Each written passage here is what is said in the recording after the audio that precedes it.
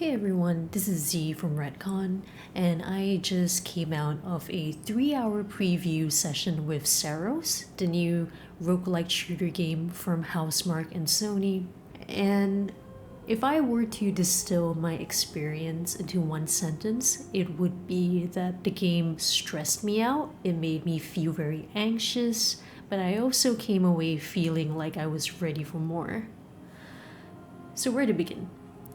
Much like Returnal, which was Housemarque's last AAA outing that blended roguelike elements with bullet hell gameplay, Saros features multiple biomes with procedurally generated levels.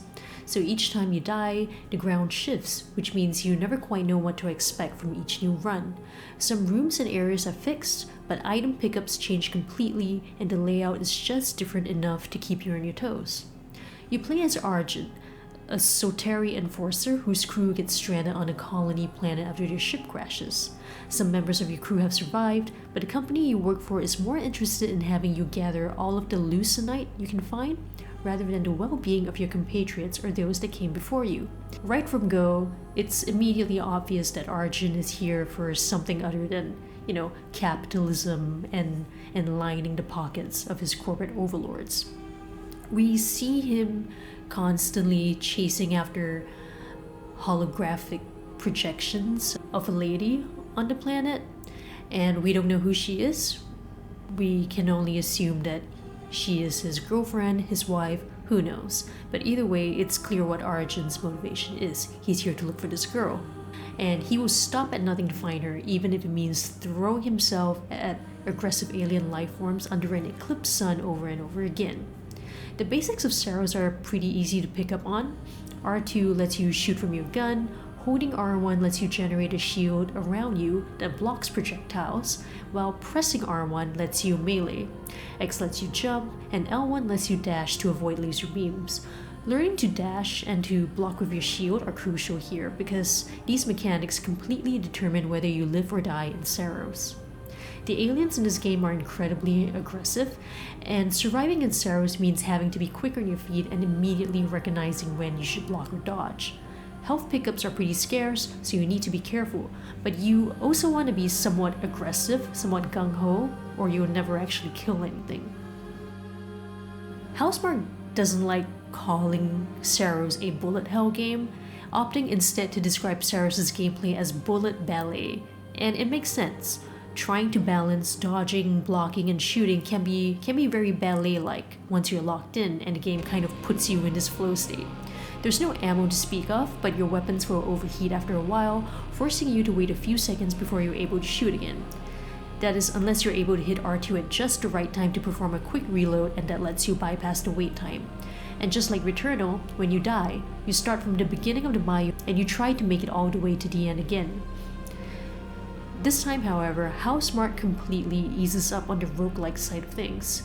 Yes, you're still gonna lose your weapon upgrades and artifacts, but you get to strengthen Arjun in other ways between your runs. As you take down enemies and as you explore the levels, you're rewarded with leucinite, a resource that you can use to unlock permanent upgrades. These upgrades include shorter cooldowns, increased health, increased leucinite pickups, and even better gear rarity. The first time I died, I was surprised by how much leucinite I had accrued, and I immediately put all of it into health. And I was like, this is it, like nothing can stop me now. Like my health bar is huge, I'm gonna be able to get through this no problem. Except Saros completely throws a curveball at you with a new mechanic called the Eclipse. About halfway through each of the 2 biomes I saw in Saros, you'll be forced to trigger an eclipse, and during an eclipse, the game's enemies become much deadlier.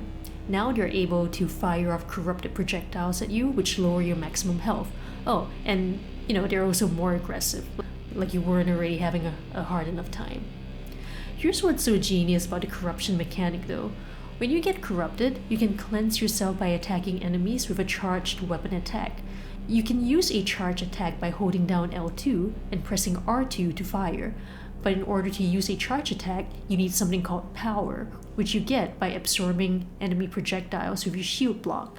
This makes Saros feel incredibly intense as a result, because you essentially need to choose to put yourself in harm's way to gain power, and then use the charge attack to cleanse yourself. And the charge attack is pretty slow too, so there's some risk involved in even using it. It's a pretty brilliant way of stopping players from simply farming Lucenite and brute forcing their way through a level. That, and you can only unlock so many upgrades until the game eventually walls off the rest behind defeating bosses. So when I was playing the game and I was making my way through the first biome, I died to the first boss like a couple of times, but when I got to the boss for the third time, I was fully locked in. Like no more messing around. I was dodging and weaving lasers, I was holding my shield up, I was running around with my shield up and just spamming R2 whenever I could afford to not dodge and just shoot. I was in full like bullet ballet mode. Even though I was completely locked in, the boss fight was still pretty challenging. There are different phases to these boss fights. You're constantly having to watch for enemy patterns, you have to be jumping, you have to be dodging, you have to know when to jump, when to dodge, and with each phase, the fight becomes harder. With the first boss fight, for example, by the time I got to the third and final phase, the arena started closing around me, so I had even less space to maneuver within, which just made the whole thing even more intense. I did eventually beat the boss, and I did manage to go to the second biome and even see the second boss, and I immediately got wiped out by the second boss, like no chance at all. But overall, Saros is looking really promising so far. I can definitely see this being more approachable than Returnal, especially with the permanent upgrades. The permanent upgrades definitely make the game feel a bit easier, but not so easy that you can just steamroll your way through it. So overall, Saros is shaping up to be a truly excellent shooter, and I can't wait to see what comes next.